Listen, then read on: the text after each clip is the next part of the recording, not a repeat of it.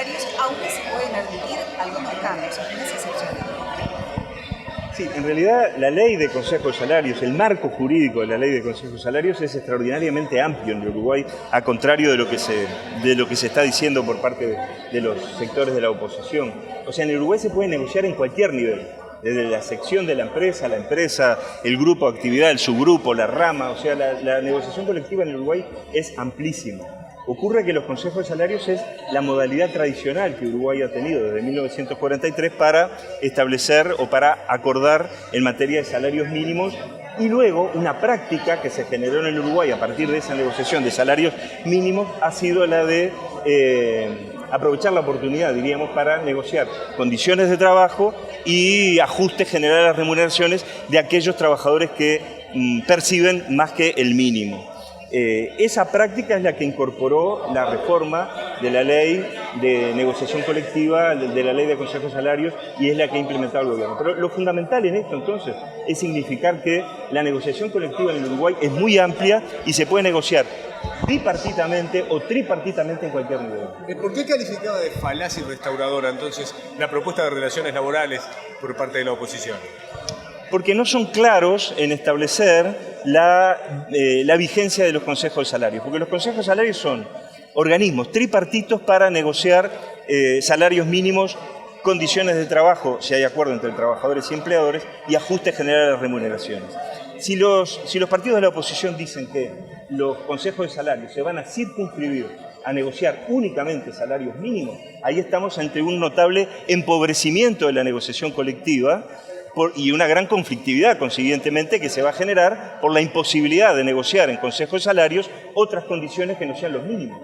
Puede ser eso una olla a presión, diríamos, una negociación colectiva en la que se limite, en la que se prohíba discutir otra cosa que no sean salarios mínimos.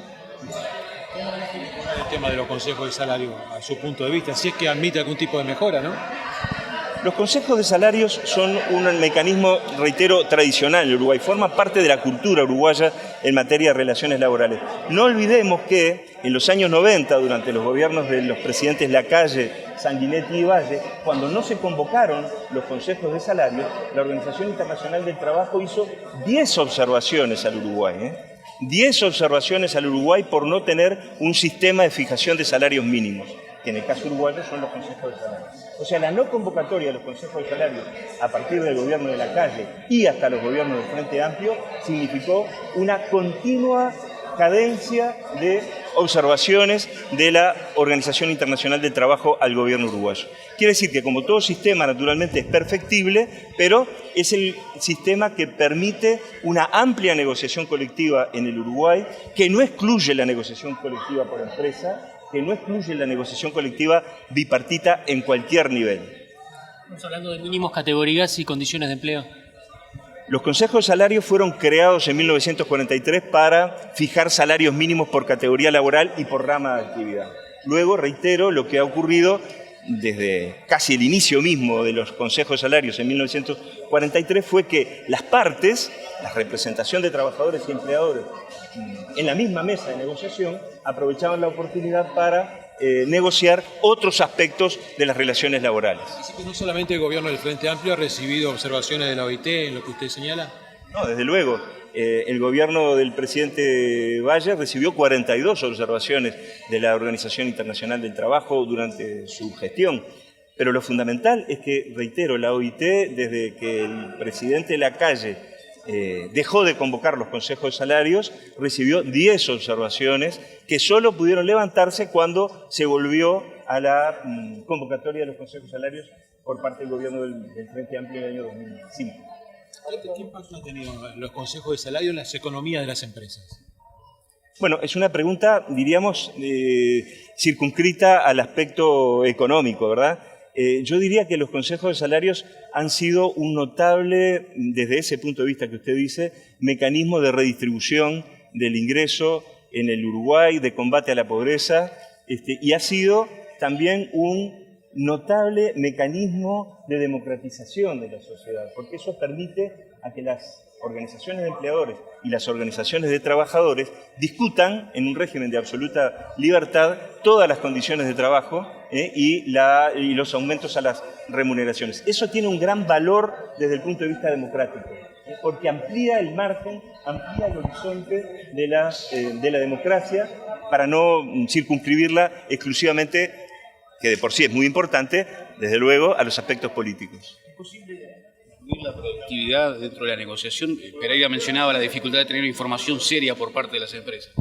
Sí, es una pregunta también general en el sentido que la productividad ya se discute en muchos de los consejos de salario. Nosotros no podríamos decir que no se discute sobre productividad o que no se acuerda sobre productividad en los consejos de salario. Lo que sí requiere la productividad, como otros temas de la negociación colectiva, como puede ser las innovaciones tecnológicas, requiere un nivel importante de información de los actores.